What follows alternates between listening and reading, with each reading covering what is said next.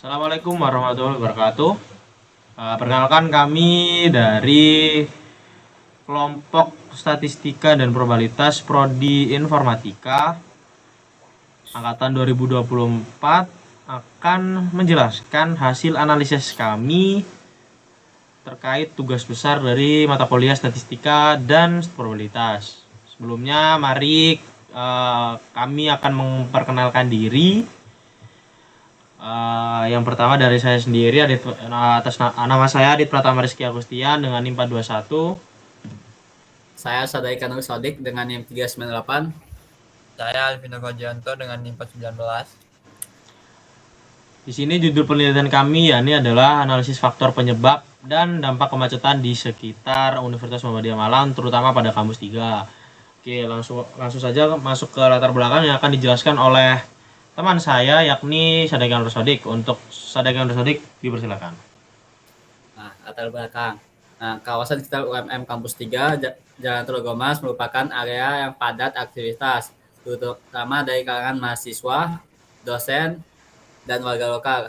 Dalam beberapa tahun terakhir, kemacetan lalu lintas di sekitar semakin sering terjadi, terutama pada jam-jam tertentu. Kemacetan ini menimbulkan berbagai dampak negatif seperti keterlambatan, polusi udara, dan stres pengguna jalan. Melalui pendekatan statistik, penelitian ini bertujuan untuk mengidentifikasi faktor-faktor utama penyebab kemacetan dan dampaknya secara sistematis dan terstruktur, sehingga dapat menjadi dasar bagi pihak terkait dalam mengambil langkah perbaikan. Kemudian ada rumusan ilmiah. Nah, dari latar belakang masalah tersebut, dapat beberapa permasalahan yang terjadi pada arus jalan raya sekitar UMM. Ada masalah yang terjadi pada arus jalan raya sekitar UMM. Nah, adapun masalahnya yaitu pertama ada kemacetan sering terjadi di sekitar kampus 3. Yang kedua, menimbulkan keterlambatan, polusi, dan stres. Yang ketiga, peneliti menggunakan pendekatan statistik. Nah, tujuannya yaitu untuk mengetahui frekuensi dan pola kemacetan, menganalisis faktor penyebab, dan mengidentifikasi dampak kemacetan.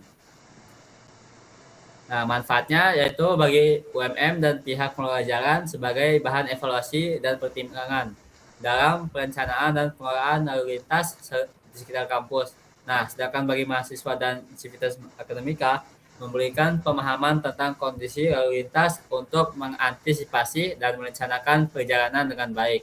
Nah, sedangkan bagi peneliti lanjutan dapat dijadikan sebagai data dasar untuk penelitian lebih lanjut melalui solusi transportasi dan pembangunan infrastruktur. Oke, selanjutnya yakni kita masuk ke metode penelitian yang akan dijelaskan oleh teman saya yakni Alvin Nur Fajiranto. Untuk Mas Alvin mungkin bisa langsung dijelaskan. Nah, metode penelitian dalam populasi dalam penelitian ini adalah seluruh pihak yang beraktivitas dan terdampak oleh kemacetan lalu lintas di sekitar Universitas Muhammadiyah Malang Kampus 3. Populasi tersebut meliputi mahasiswa aktif UMM Kampus 3, warga yang tinggal di sekitar kawasan kampus, serta pengguna jalan yang sering melintas di area tersebut. Teknik pengambilan sampel yang digunakan dalam purposive sampling yaitu memilih sampel berdasarkan kriteria tertentu. Kriteria responden dalam penelitian ini adalah individu yang pernah mengalami atau merasakan langsung kondisi kemacetan di sekitar UMM Kampus 3. Jumlah sampel yang digunakan dalam penelitian ini berkisar antara 20 responden yang dianggap cukup untuk menggambarkan kondisi lalu lintas di kawasan penelitian.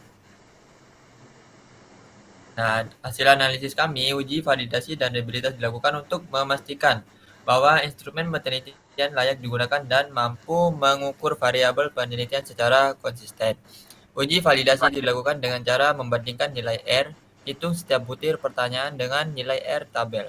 Suatu item pernyataan dinyatakan valid apabila nilai R hitung lebih besar dari R tabel pada tingkat signifikasi tertentu. Uji reliabilitas instrumen dilakukan menggunakan metode Cross-Bunch alpha. Instrumen dikatakan reliable apabila nilai Cross-Bunch alpha bisa besar dari 0,60 yang menunjukkan bahwa kuesioner memiliki tingkat konsisten internal yang baik dan dapat digunakan dalam penelitian.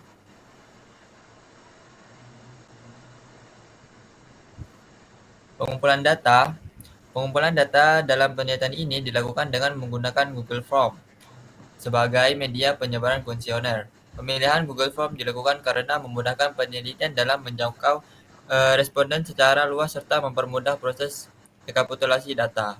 Tautan kuesioner Google Form dibagikan kepada melalui media komunikasi daring seperti grup WhatsApp mahasiswa Universitas Muhammadiyah Malang Kampus 3, serta kepada masyarakat sekitar yang sering melintas di kawasan kampus. Responden mengisi kuesioner secara mandiri sesuai dengan pengalaman dan persepsi mereka terhadap kondisi kemacetan lalu lintas di sekitar UMM Kampus 3. Proses pengumpulan data dilakukan selama beberapa hari hingga jumlah responden yang ditargetkan terpenuhi dan seluruh jawaban tersimpan secara otomatis dalam basis data Google Form.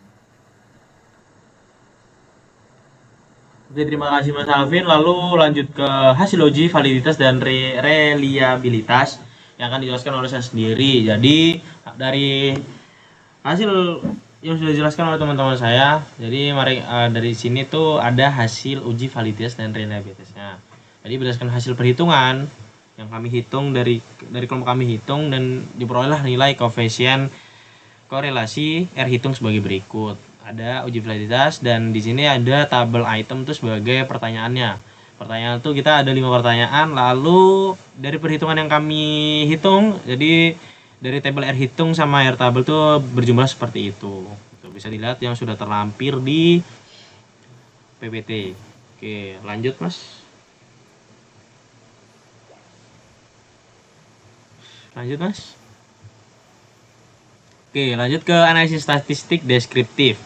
Nah, di sini tuh kami tuh menampilkan tentang rata-rata atau min tertinggi yang ada di beberapa soal yang kami tampilkan. Jadi, rata-rata min tertinggi itu terdapat pada pertanyaan pertama yang menunjukkan bahwa responden cenderung memberikan penilaian tertinggi terhadap pertanyaan tersebut.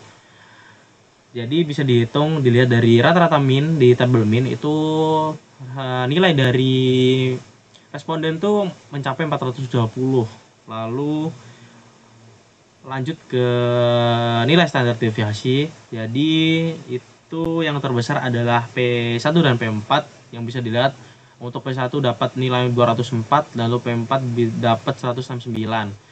Jadi di situ menunjukkan bahwa adanya variasi jawaban responden yang cukup besar di dalam pertanyaan 1 dan pertanyaan 4. Lalu sebagian besar responden memberikan jawaban pada rentang skor menengah hingga tinggi yang mengindikasikan persepsi responden relatif positif terhadap variabel yang diteliti. Lanjut. Nah, dari semua yang kami jelaskan atau ini bisa dijadikan kesimpulan dari analisis yang kami lakukan selama mungkin beberapa bulan belakangan. Jadi kesimpulan yang bisa kami ambil itu yang pertama, kemacetan lalu lintas di sekitar UMM kampus tergolong sering terjadi, terutama pada jam-jam tertentu yang memiliki intensitas aktivitas tinggi seperti jam masuk dan pulang perkuliahan. Lalu ada pola waktu kemacetan yang sering terjadi pada pagi hari dan sore hari yang bertepatan dengan jam berangkat dan pulang mahasiswa secara aktivitas masyarakat sekitar. Yang ketiga, faktor utama penyebab kemacetan di sekitar UMM Kampus 3 antara lain tingginya volume kendaraan, aktivitas keluar masuk kendaraan, kampus, serta kondisi jalan yang terbatas dan tidak sebanding dengan jumlah pengguna jalan. Keempat, dampak kemacetan yang paling dirasakan oleh pengguna jalan meliputi keterlambatan waktu tempuh, meningkatnya tingkat stres, serta ketidaknyamanan dalam berkendara bagi pengguna jalan. Yang kelima, berdasarkan hasil uji validitas dan reliabilitas tersebut, instrumen penelitian dinyatakan layak dan konsisten untuk digunakan sehingga hasil penelitian dapat dipercaya sebagai gambaran kondisi kemacetan di lokasi penelitian yang sudah terjadi. Oke, terima kasih dari kelompok kami. Bila ada salah kata atau kata-kata yang tidak mengenakan, kami mohon maaf. Dan wassalamualaikum warahmatullahi wabarakatuh. Waalaikumsalam warahmatullahi wabarakatuh.